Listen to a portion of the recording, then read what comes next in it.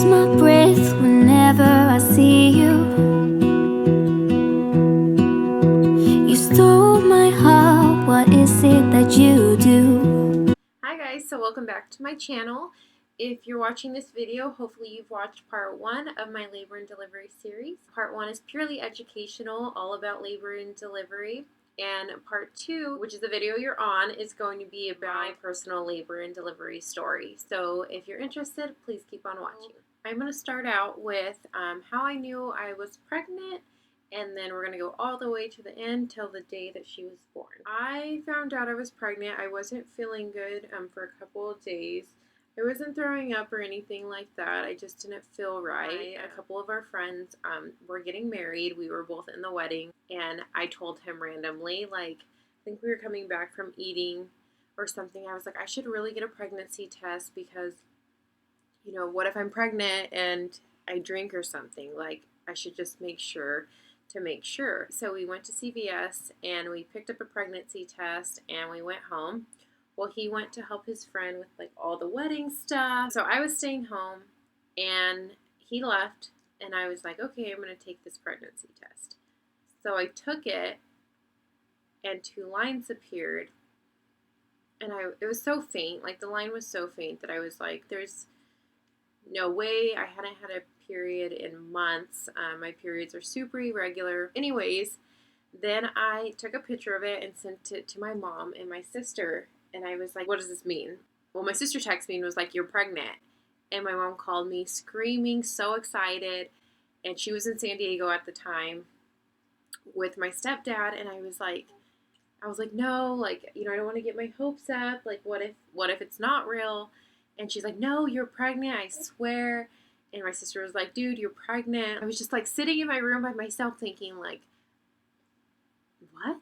Like, really? Like, so happy but so scared that it wasn't real. I called Mitchell, and Mitchell was like, oh, I'm busy. We're going to do this tonight. Like, after the rehearsal dinner, like, we're all going back to the house and we're going to have so much fun. And I was like, Mitchell, and he just kept talking. And I was like, Mitchell, I'm pregnant. And I just straight told them, and he was like, what? And I was like, yeah, like, I'm pregnant. We're pregnant. Like, we're gonna have a baby. So that day I had the biggest migraine getting ready. You want to tell them the story? Do you want to tell them? So we did the rehearsal dinner, and I felt so sick, and I just kept telling Mitchell, like, I don't feel good. Like, I feel awful. It was to the point where we, you know, walked and did all of that, and everyone was eating and having fun, and I told him, like, I have to leave. Like, I have to leave now. Like, I'm going to be sick. And I was like, if I don't leave now, there's no way I'm going to be able to get home, because he was staying with the guys at, like, an Airbnb, and I still had to drive home, and it was late, and it was dark. And so he was like, okay. So he walked me to the car. I literally drove down this country road, got so sick all of a sudden, stopped my car in the middle of the road, opened the door, and vomited everywhere. And, like, just a side note, like, I don't get sick easy. Like, even if I feel like I'm going to throw up, I never throw up. Vomited everywhere. Then I see car lights coming behind me, so I pull over to the side, and I wait till they pass, and I'm still puking.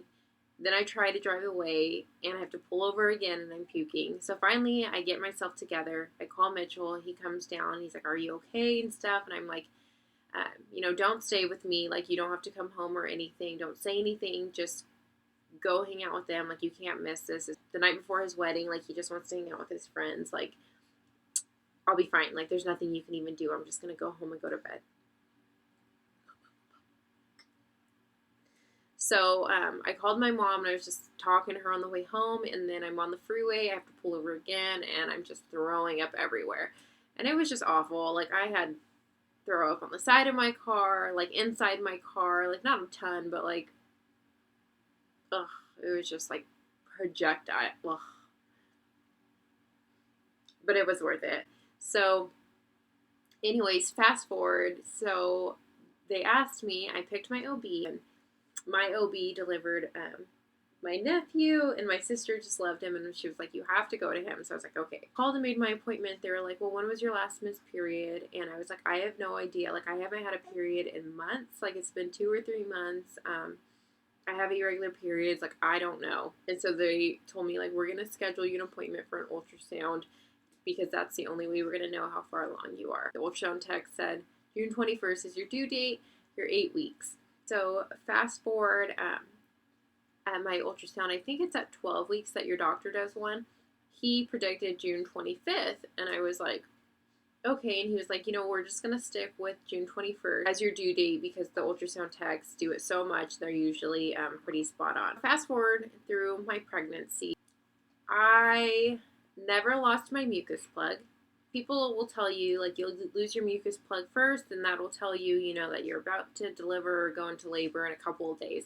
Not true. Even my doctor was like, not every woman loses their mucus plug. Like, don't listen to people tell you. So I personally, like, never lost it. I would, like, while I was approaching my due date, I would always, like, check after I went to the bathroom. Like, before I went to the bathroom, like, when you wipe, they say to check. Like, never lost a mucus plug. That just wasn't a thing for me, but I know it is common, and I've had a lot of friends who lose theirs, but I didn't personally. On June 20th, it was a Thursday. My due date was June 21st, that Friday. I knew that I hadn't dilated at all. Like, my last appointment before that, my doctor was in Hawaii, and I was like, okay, like, you're going to be in Hawaii for 2 weeks. Like, we're waiting for you. Vienna and I will wait. Like, it was just this ongoing joke because I didn't want him to go. And I was like, how dare you plan this trip around my due date? And he was like, this trip was planned, like, before you were even pregnant. But so I saw a midwife while he was gone, and she didn't check to see if I was dilated, but I just knew, like, I don't know, I feel like when you're in tune with your body, like, if you really get to know your body and, like, listen to it, like, you just, I don't know, like, some things you just know. And so when we went to my last appointment, my mom was like, do you think you're dilated at all? Like, have you felt anything? Like, I had friends calling me, my sister calling me, like, everyone always texting me, like, what's going on? Like, is she coming? Like, you're going to deliver early. I just know it. And I was like, I don't know. Like, I don't think so. And I would literally talk to Vienna when she was in the womb, and I would tell her, if you're not ready to come, baby, don't come.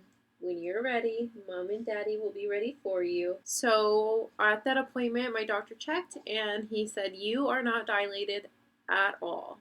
And I was like, I knew it. Like, I just knew it. I had been walking the weekend before that. Mitchell and I went to the lake with some friends. We were out on the boat. Like, I thought all the bouncing from the water and going fast in the boat would make me go into labor. Like, nothing happened. I had been active, like, throughout my pregnancy. Oh. Are you hungry? No. Someone's hungry. Okay. All right. So baby's hungry, and this is real life mom stuff. So I'll be right back. Vienna's asleep on my lap now. This is a prime example of what my channel is about. It's about being mindful about what your child needs, what your child wants. She was hungry, so I stopped my video. I stopped recording, and I fed her. Now she's asleep on my lap, but sometimes there's things that you want to do or things that you're in the process of, and you just have to stop and be there for your baby.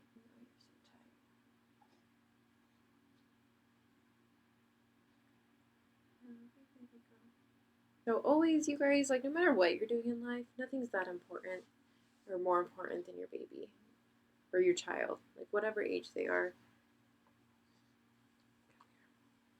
Always put them first. Good.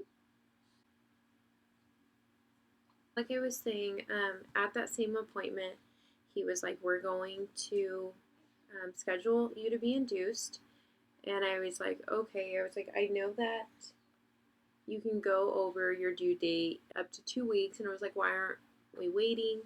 And he was like, in my experience, the longer you wait over your due date, the more risk of complications you are. I mean, I love my OB. I trusted everything that he said.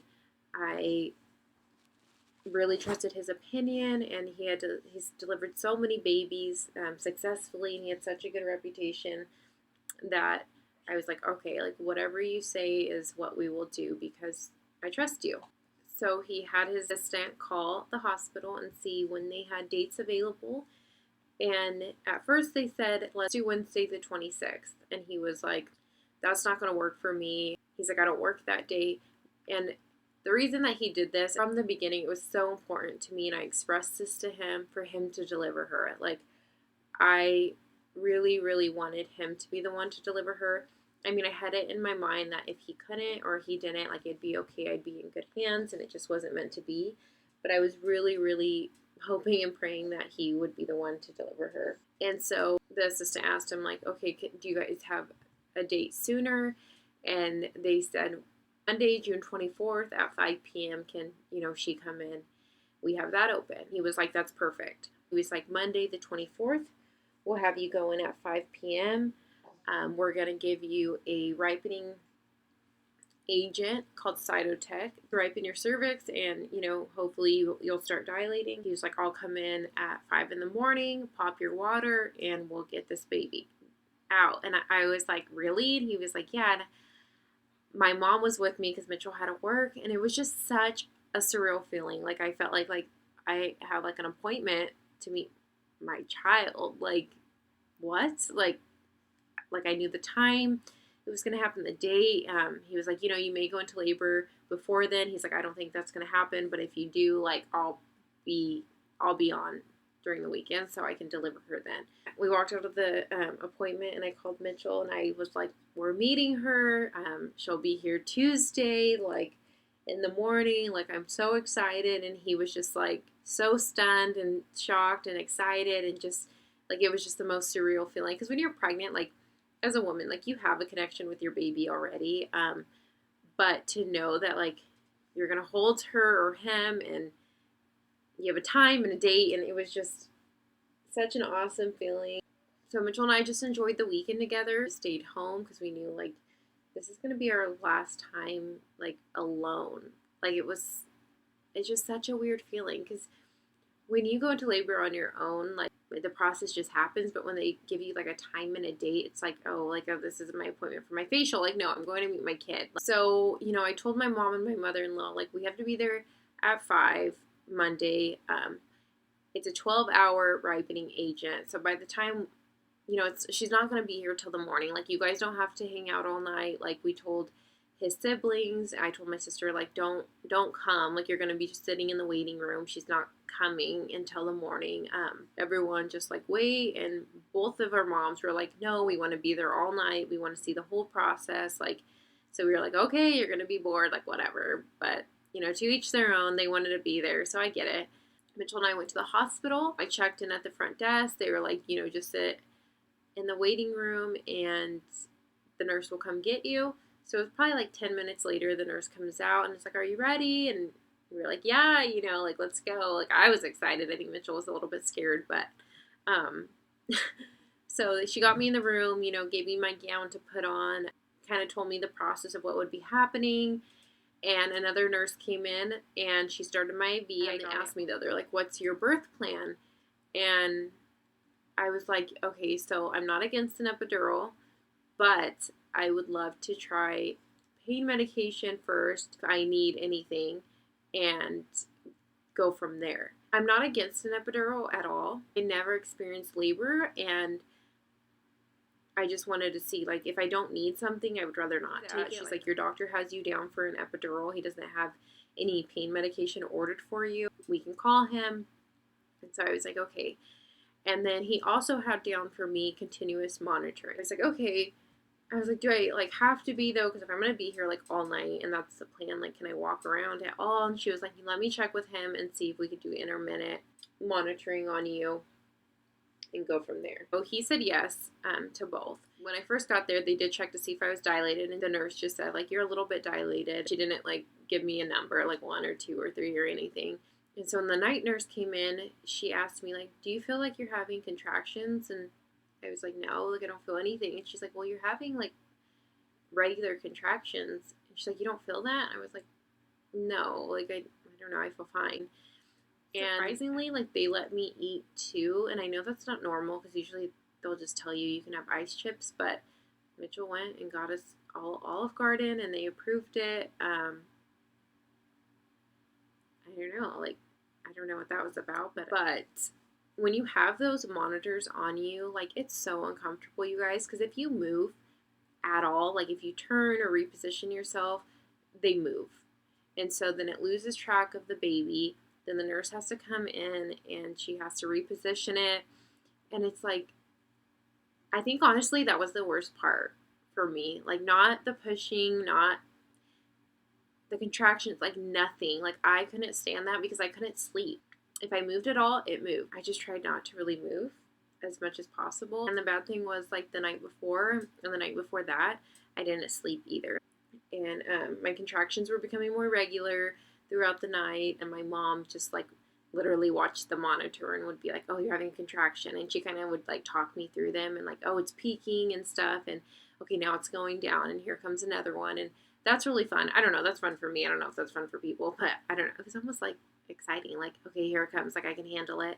And I really felt just so good throughout it. Like, I don't know. It's so weird. Like, I'm just a weird person because I loved being in labor. Like, I know. I'm probably the only person in the world. It's so weird. I don't know why I'm the way I am. But anyways, so my sweet mama was right there talking me through every step of it. And I had Mitchell there and his mom there for support. So at one point, I remember telling all of them, like, I think my water broke. And so I called the nurse in and I told her, like, I'm just wet down there. Like, I didn't pee. Like, I'm just wet and it's not a lot. And it just kind of would drizzle out. Like, contractions were becoming more painful. And I finally got to a point where I was like, can I get, like, pain medication? Like, what do you guys give? And she was like, we give fentanyl. And I was like, okay. And she was like, the only thing with fentanyl, it only lasts for an hour before you'll need another dose. So I was like, okay, like, that's fine. I'll just try to limit how much I get and how often I get it and make it, like, last as long as possible. She gave me the first dose of fentanyl and I remember right away feeling like, okay, I feel so much better. And then later I needed another dose. And so she's like, are you ready? And I was like, yeah, I'm ready for my second dose. So she gave me it and it just kind of started making me feel, like, not good at all. Like, I just hated how it made me feel. Like, I was so out of it. Like, I just didn't really feel good. In total, I got 3 doses of fentanyl before it made me puke. I told her, like, I don't want to take that again. Like, is there anything else? And she was like, fentanyl's the only medication that we give for labor. Do you want the epidural? And I was like, just let me wait. Like, I don't know. Like, I just don't feel good right now.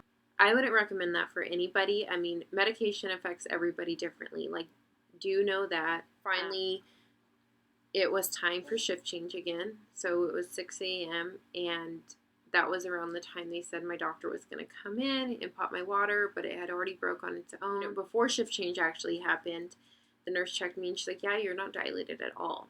And I was like, that doesn't make sense because, like, when I came in, they said that I was dilated a little bit. Like, how am I not dilated at all now? Like, whatever. So one of my friends from nursing school actually worked there too, and she came in to check on me. And I mean, guys, when you're about to have a baby, like, you just don't care anymore. Like, and I asked her, can you check me and see if I'm dilated at all? Because they said I was dilated when I came in. She's saying I'm not dilated at all. And she's like, yeah, I'll check you, So she checked my cervix and she's like, yeah, you're dilated. I forgot what she said too. And I was like, no way. And she was like, yeah. She's like, yeah. She's like, girl, like, it's working. So I was like, okay, like, I felt better. So it's like, there's no freaking way it went backwards. Like, how does that happen? So when shift change happened, I got my new nurse. She came in and introduced herself and, kept monitoring me. And she was like, this is the deal. Like, we're keep letting you labor and I will let your doctor know, like, what's going on with you, give him an update, and we'll get this going. She's like, when you're ready for an epidural, if you decide you want one, like, let me know. Don't wait too long, just because it does take a little bit for them to get here to put your epidural, to place your epidural, and you don't want to wait too long and not be able to get it. Finally, I did decide, like, I'm going to get an epidural. I was like, can you check to see how far I'm along? Like, I am. Like, she's like, we check you after the epidural, which to me, like, that doesn't really make sense. Like, I'd rather know how far along I am right now and see if I even need it. Like, if I'm almost there, like, I'd rather not have it. And my mom and mother-in-law all had to leave, so they just went to get something to eat. And because it takes about 30 minutes to place it and you have to stay still and they just don't want any distractions. So getting the epidural was not bad at all. Like, it was not a big deal at all. So if you're scared, like, to get an epidural because of the pain, like, you're already in so much pain, and I don't know, like, that was, like, not even, like, a thought. Like, it was fine. So they gave me the epidural, and they're like, my nurse asked me, she's like, how are you feeling? Like probably like 2 minutes later, and I was like, honestly, like, I feel like something, I don't know, it feels like on my left side in my pelvis, like, it's just like, I couldn't tell if it was like pain or just like pressure, but like I could feel something there. It was like such a weird feeling. It just hurt, like there was just like so much pressure right there, and I could still feel it after the epidural. And she was like, okay, what we're gonna do is let you take a nap. She's like, just rest. I'll let your doctor know what's happening, and when he comes in, we'll see how far you've dilated. And so, like, literally, like, it was like 15 minutes. The doctor comes in, he flicks on the light, and he's like, nap? She's not napping. Like, she's having this baby right now. Like, I'm laying in bed, and he's like, checks me, and he's like, oh, yep, that's the head. So I really don't know if I even needed the epidural because it was such a short span. I mean, maybe the epidural relaxed me enough to where I completely dilated. But, like, I feel like if they would have just checked me before, they would have seen that, like, she was already coming down the birth canal. Like, I don't know why they do things the way they do. I'm not an L&D nurse. Like, I don't know. I don't know what that was about. He didn't get the bed set up or anything. He just told me, like, put your legs up, hold them back. I couldn't because my legs were so numb I couldn't even feel them. So I was like, Mitchell, grab my leg. So he grabbed my leg, and my nurse grabbed my other one, but I was, like, trying to hold on to them too. And he was like, let's start pushing. And so I started to push, and he was like, she's coming. He was like, keep pushing. So I kept pushing. I did, like, I think two or three times, and he was like, all right, let's set this bed up, like, this baby's coming. So it was just like bam, bam, bam. And I think I pushed 2 more times. She was here. Once they put her on my chest and stuff, and I saw her, like, I was so happy. But then I was like, is she breathing? Like, why isn't she crying? Like, and they were like, she's good. She's just a calm baby and stuff. Like, nothing's wrong with her. And it was just, like, such a beautiful moment. Like, some people say they didn't feel any different when they had their baby, but I felt entirely different. I mean, I'm meeting her, like, here she is. Like, this is my daughter. Like, I've been waiting for her, I feel like, my whole life. Like, I told my nurse, like, I want to breastfeed, like, now. I want to breastfeed right away. Let's get this going. And, I mean, you would have thought, like, this baby girl, like, knew the whole outside of me. Like, she latched on so quick, so fast. I have not had a problem breastfeeding her since. Like, no problem with latching, no problem with anything. She was ready to eat, and that was it. Like, we had been doing it for years. I felt so blessed to have that happen because you don't know if you can breastfeed, and that was my plan. But, I'm always like, I always have a plan, but I'm always open to other options because I know that things don't always work out the way you think they're going to or the way you want them to. And my doctor just kept telling me, like, that was the most perfect delivery. You did so good. Told me, like, you need to keep having more babies. Like, labor and delivery was just so beautiful. And, like, I hope everyone has an experience like I did because, I mean, from my nurses to my OB to my support team, I just felt so blessed. Like, I felt like God was in the room just blessing everything that happened from the time I checked in to the time that I had her. And then even after that, my nurse, took me to the postpartum side. I remember giving her a hug, and I was just like, thank you so much. Like, I just felt like she was such a blessing, and she was. I was like, love your nurses. Like, not just because I'm a nurse, but man, they work hard. They'll do anything for you. And if you don't want something, tell them you don't want it. If you want something, request it. Like, she was just so good the whole time. We got to the postpartum side, and her family got to come visit and see her. And, Mitchell and I were just so tired, but, like, you're on, like, cloud 9. Like, there's just such a high and an adrenaline rush after, like, meeting your baby. And Vienna Rain was born on June 25th at 10:58 a.m. and she was 6 pounds, 14 ounces, and 19 inches long. She's just been the most perfect baby, and I just feel so blessed to have her, and I'm just such a lucky mama. Guys, so that was it. I hope you guys enjoyed my labor and delivery videos. Like I said, if you didn't watch the first one and you just want more education on labor and delivery, please go see part 1. Comment down below, and please subscribe to my videos. So Viv and Tin are off to bed, but thank you guys for watching. My life was great till you added colors. Like the moon needs the sun, we don't care about the others. You set my world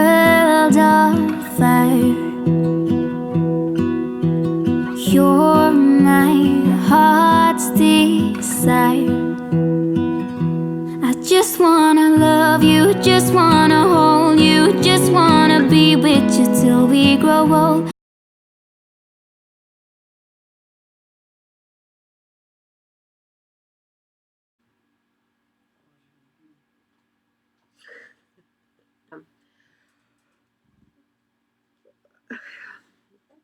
Tell them I was there. I was there. I was ready to come, Mama.